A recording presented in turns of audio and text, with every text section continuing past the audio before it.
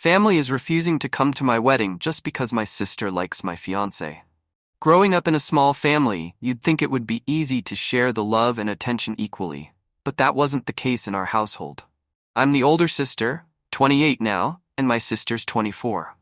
From a very young age, it was painfully obvious that I wasn't the favorite child.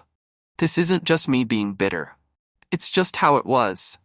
My parents, whether they realized it or not, made decisions that constantly put my sister Angela in the spotlight, while I lingered in the shadows. It started with small things. Birthday parties were a big showcase of this disparity. For Angela's 5th birthday, there was a huge bash with all the frills.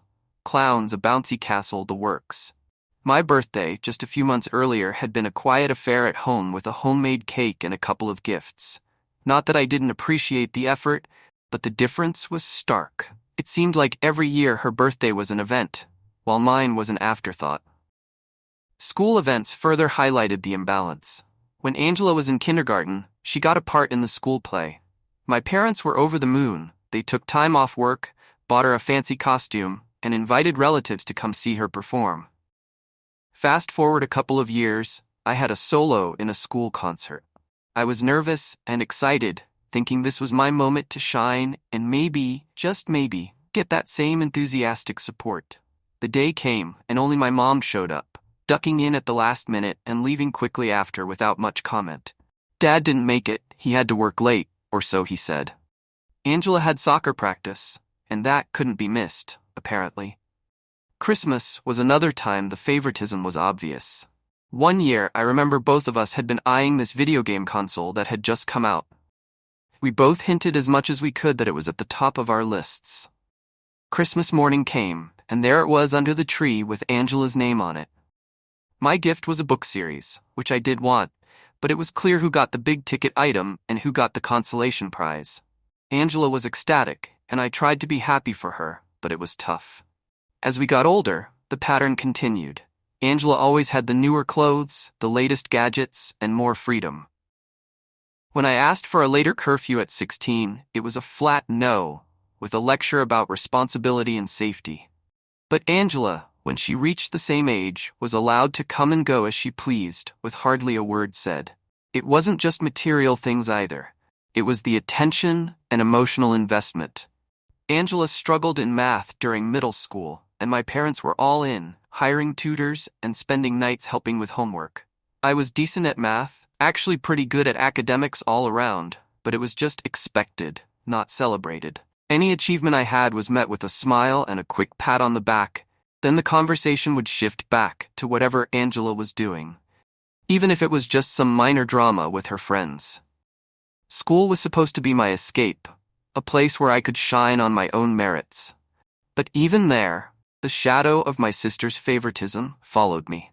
Throughout elementary and middle school, it felt like I was just going through the motions, invisible unless something went wrong. Take science fair season in the 5th grade. I spent weeks on my project, a detailed model of the solar system where each planet moved on a motorized track. I was so proud of it, working every evening after dinner, painting the planets, wiring the motors, checking every detail. I couldn't wait to show it off at the school science fair, thinking maybe this time my parents would see I was good at something too. The night of the fair, I stood next to my project, eager to explain the orbits and the gears to anyone who'd stop by. My parents promised they'd be there, said they wouldn't miss it for the world. Halfway through the evening, they hadn't shown up, and I was trying not to let it get to me, focusing on the judges' questions and the interested looks from classmates and their parents. Then, finally, my mom and dad rushed in, apologizing for being late. They'd been at a parent-teacher conference for Angela that ran long because her teacher had so many wonderful things to say. They gave my project a quick glance, threw in a couple of, "Looks great, honey," then spent the rest of the evening talking to other parents, bragging about Angela's latest achievements in drama club. My project won 2nd place, a ribbon that I hung on my bedroom wall, a small victory overshadowed once again by Angela's ever-expanding trophy shelf. In middle school, things didn't get much better. I was in advanced classes, pulling top grades, but my academic success was just expected, not celebrated. Angela, meanwhile, struggled with her grades, which meant she got all the attention at home: tutors, nightly homework help, endless praise for every B she brought home. During one memorable parent-teacher night, I overheard my math teacher telling my parents how well I was doing, how I was a shoo-in for the advanced math track in high school. They nodded, smiled, and then immediately asked about extracurriculars that might be good for Angela, who was waiting at home. My achievements were just a footnote in their discussions, always overshadowed by Angela's needs and activities. It wasn't just academics. In 8th grade, I tried out for the school volleyball team. I made the team but barely played in games. I spent most of my time on the bench, watching, waiting for a chance to prove myself. When I told my parents I was on the team, they were happy enough, but never came to the games. They were too busy with Angela, who had started taking dance classes around the same time, classes that apparently couldn't be missed. High school offered a fresh start, or so I thought. I was determined to make it different, to stand out in ways that couldn't be ignored. I joined clubs, volunteered, and continued to ace my classes. But at home, it was the same story. Angela had entered high school too, and suddenly her transition, her experiences, her life took center stage. Sophomore year, I was elected vice president of the student council. It was a big deal for me. I'd worked hard campaigning, staying late for meetings, organizing events. I was buzzing with excitement the day I found out I'd won, practically bouncing through the door. When I got home, I couldn't wait to share the news. That excitement fizzled out fast when I walked into the kitchen to find my family in the middle of a celebration. Angela had made the cheerleading squad. There were balloons, cake, the whole 9 yards. I stood there holding my good news in my throat, suddenly feeling foolish for thinking this might be my moment. I mentioned my election offhand during dinner, trying to keep the disappointment out of my voice. There were congratulations, sure, a momentary pause in the Angela-centric conversation, but quickly, the focus shifted back to her, to what cheers she would be doing, to how we needed to rearrange our schedules for her practices and games. It was a pattern that repeated over and over throughout high school. Every achievement I had was overshadowed by something, anything Angela did. My role in the National Honor Society was less important than her lead in the school play. My perfect attendance awards were less noteworthy than her participation in the spring musical. It all came to a head during our senior year. College application season was stressful for everyone, but I had my sights set on a few top schools, places I'd dreamed of attending since freshman year. I worked diligently on my applications, essays, and SAT prep. When acceptance letters started coming in, I was over the moon. I got into several of my top choices, each acceptance a confirmation that my hard work wasn't for nothing. The day I got my acceptance to a prestigious out-of-state university, I was ecstatic. This was it. My ticket out, my chance to really start my own life away from the shadow of my sister. I gathered up the acceptance letters, planning to show them to my parents that evening. But when I got home, the focus was all on Angela. She'd been accepted to a local college, a good school, but nowhere near as competitive. My parents were thrilled, talking about how they could visit her easily, how she'd be close to home. When I showed them my letters, they were happy for me, but the conversation quickly turned back to logistics for Angela. Keeping her close, making sure she wouldn't have to go too far from the safety net of home. My moment, like so many others, was swept aside. My decision to go to that out-of-state university was met with concerns about distance and safety, not with pride or excitement. It was clear that no matter what I achieved, Angela's comfort and happiness would always come first. That realization hurt, but it also lit a fire in me. I was determined to go to that university, to start fresh, to build a life where I was more than just Angela's older sister, where my achievements and my happiness could stand on their own. Moving out was my declaration of independence, a loud statement that I was done being the backdrop to someone else's vibrant painting. I was 20, balancing a full course load at university while working part-time to scrape together enough for rent and tuition. It wasn't easy, but every challenge I faced in my cramped one-bedroom apartment was a testament to my resilience. A badge of honor I wore with a mix of pride and relief. The decision to move out wasn't made on a whim. It was the culmination of years of feeling sidelined, of watching my sister Angela receive all the familial support and attention while I was expected to be self-sufficient. This dynamic didn't improve with age. If anything, it became more pronounced as we grew older. My achievements, no matter how significant, were always overshadowed by the smallest of Angela's accomplishments. The day I left, I packed my belongings into a couple of suitcases and boxes, the sum total of my life fitting neatly into the back of an old car I had bought with my savings. There were no tearful goodbyes or heartfelt wishes for luck, just a brief, somewhat awkward exchange with my parents, who seemed more confused by my decision than anything else. Angela didn't even realize I was moving out until she saw the empty space where my things used to be. Settling into my new apartment was a reality check. The place was small, the walls were thin, and the furnishings were a mishmash of whatever I could afford from thrift stores and clearance sales. But it was mine.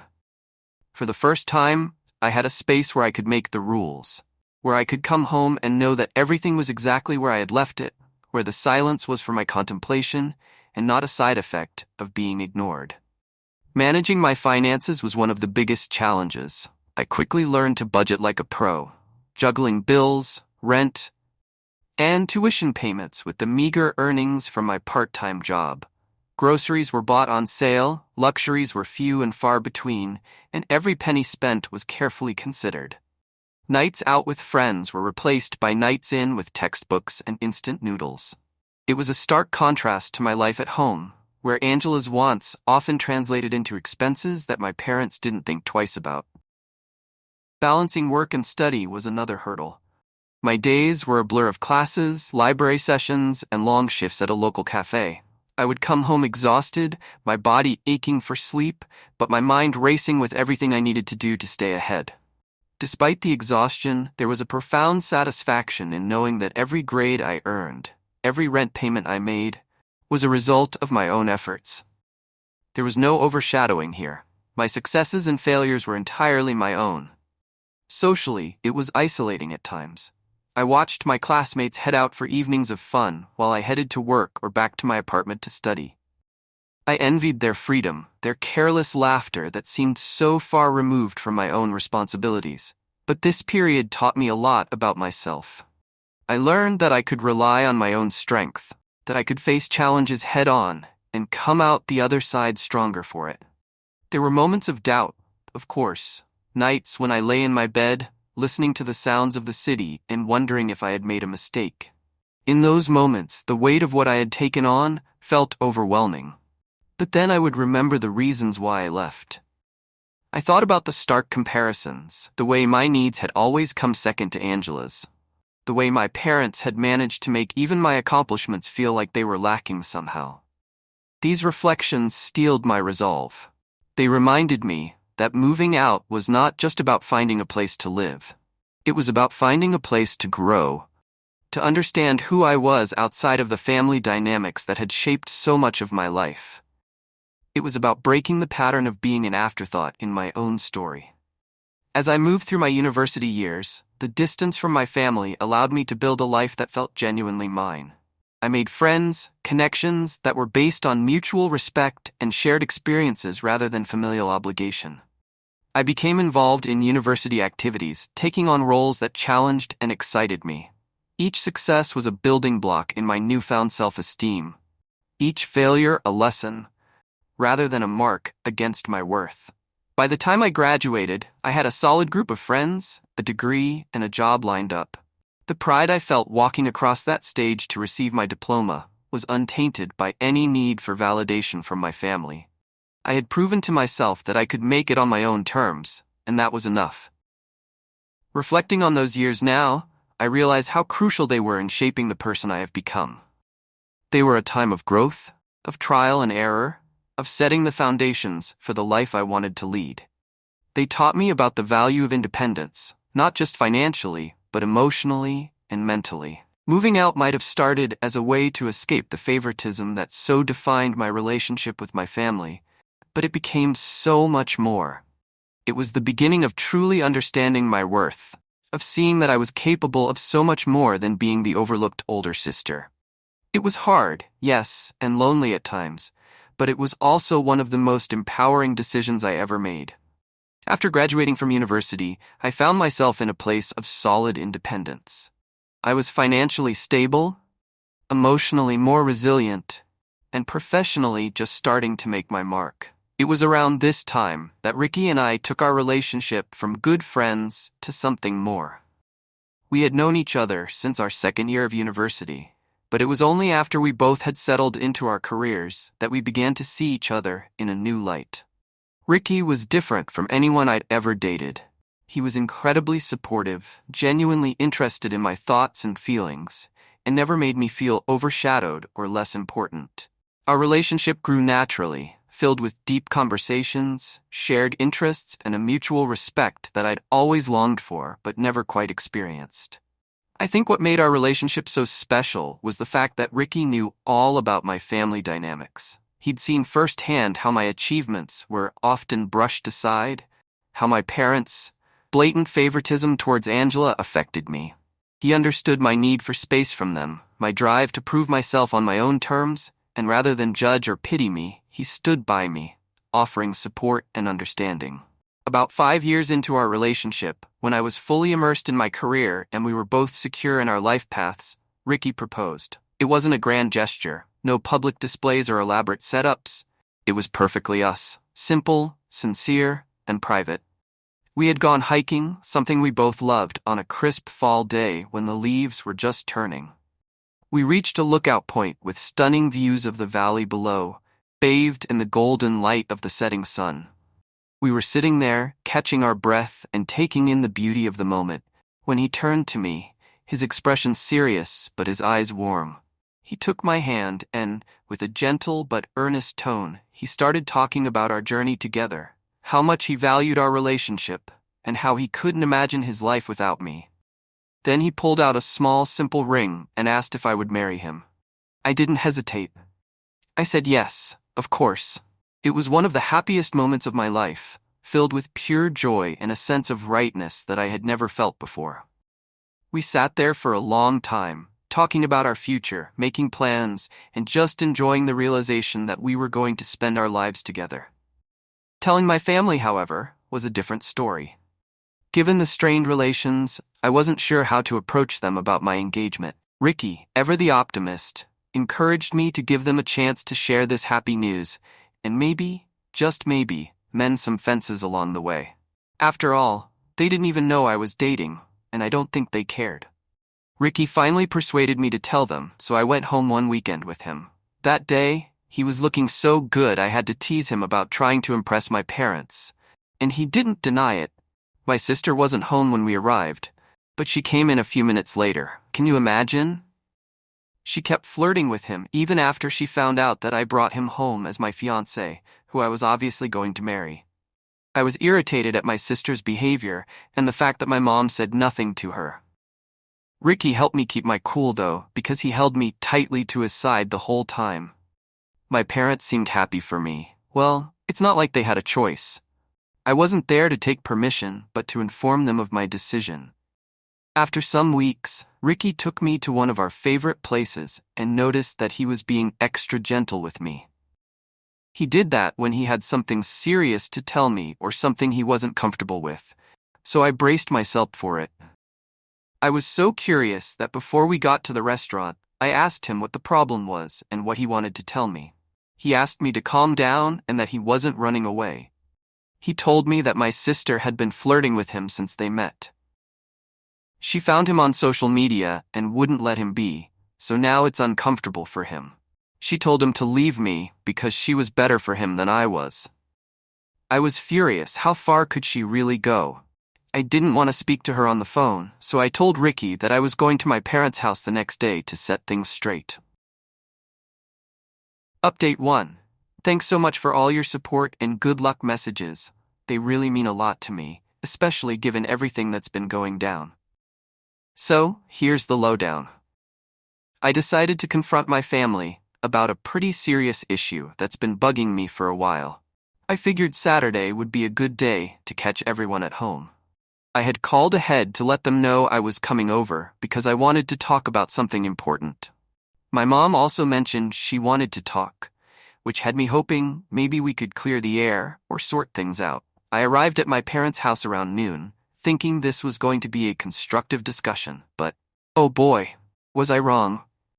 I started off by bringing up the issue that's been eating at me. My sister has been openly flirting with my fiancé, Ricky, and it's not something I can just brush off.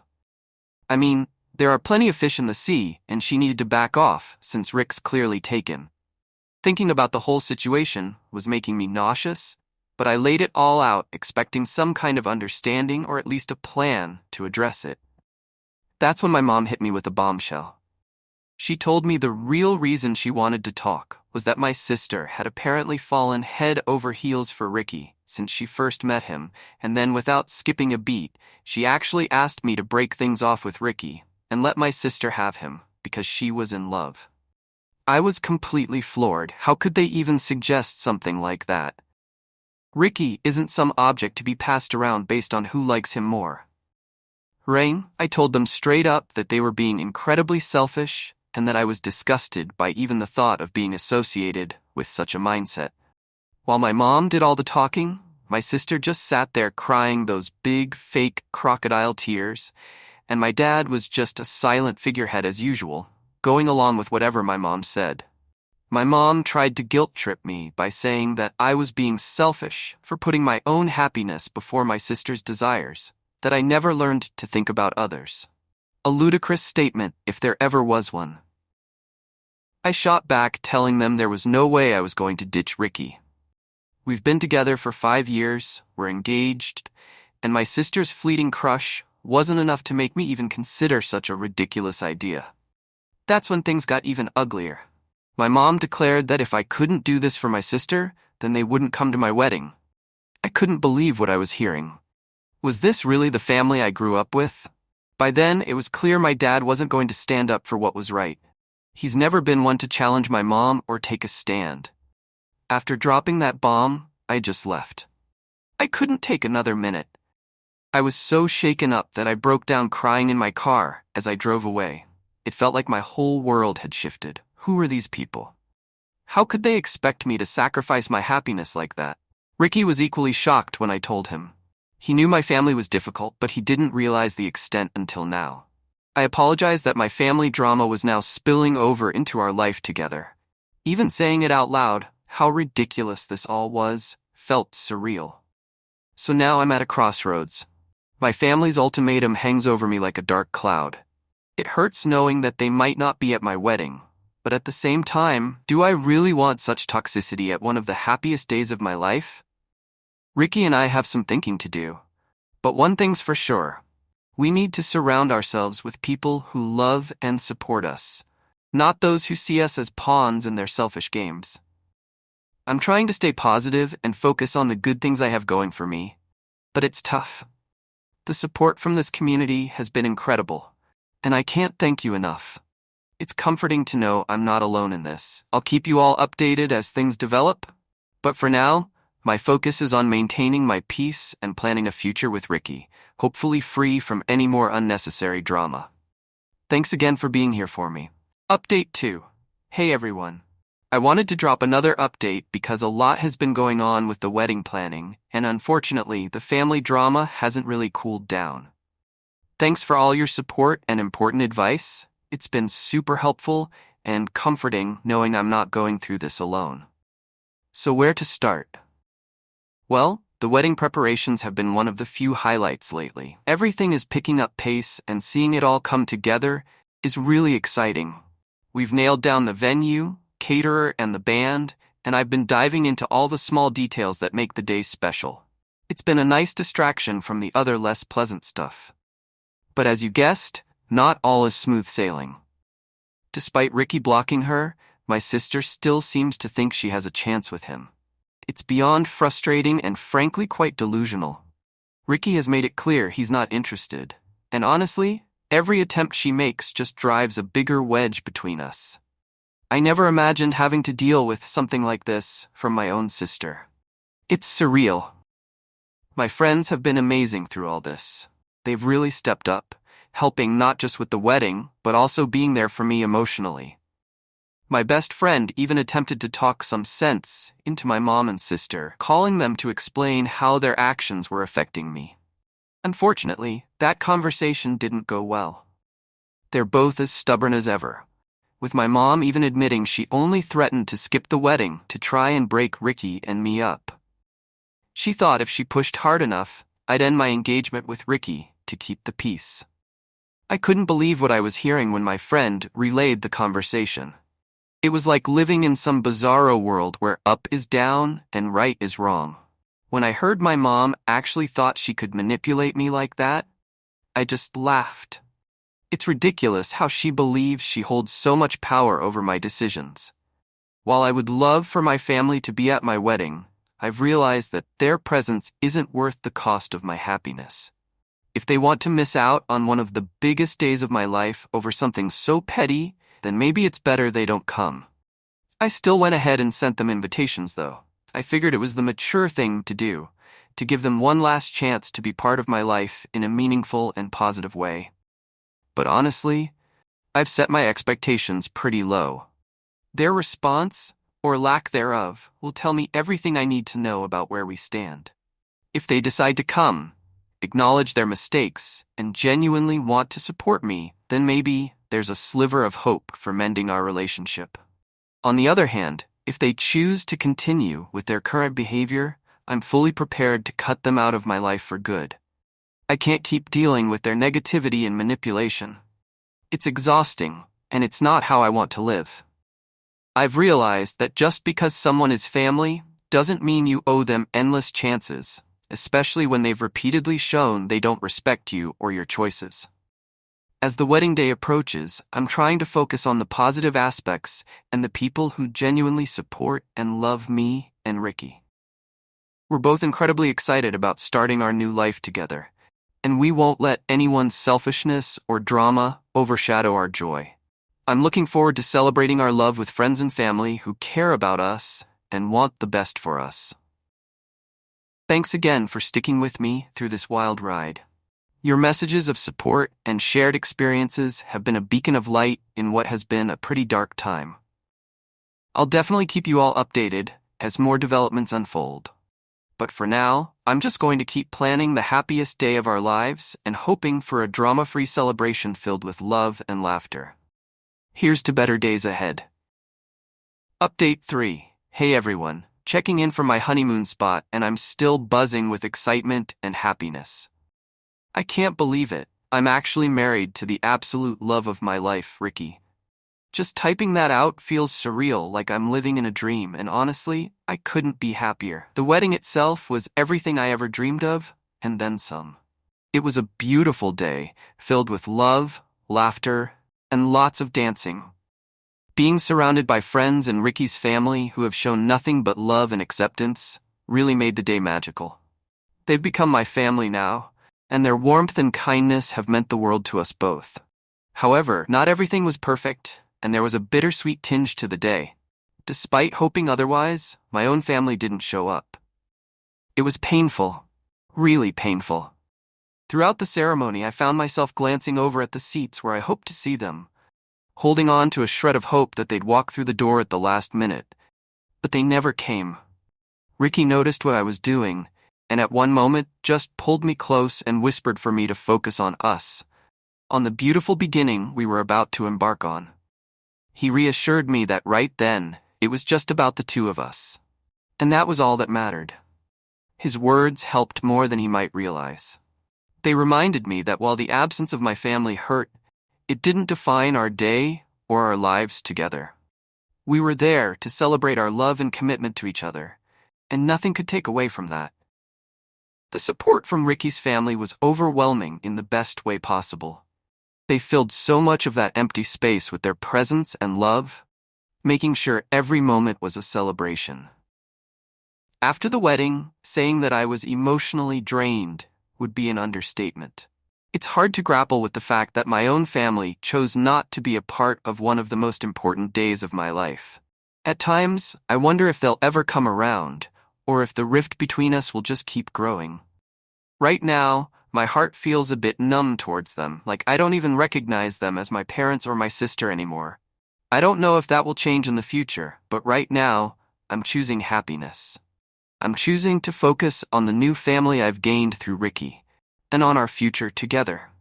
The joy of the day, despite the shadows, affirmed that Ricky and I can face anything as long as we have each other. Our wedding day, despite the absence of my biological family, was genuinely the best day of our lives, because it represented us moving forward together, stronger and more in love than ever. So here I am, a newly married woman, incredibly excited about what lies ahead.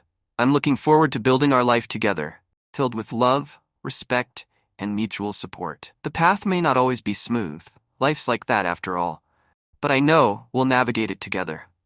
Thanks again for all your love and support through this journey. Sharing this with you all has been incredibly therapeutic and has helped me more than words can say. I'll definitely keep you updated as we embark on this new chapter of our lives. For now, I'm going to soak up every moment of this honeymoon and the new beginnings it represents. Here's to love, laughter, and a future filled with happiness.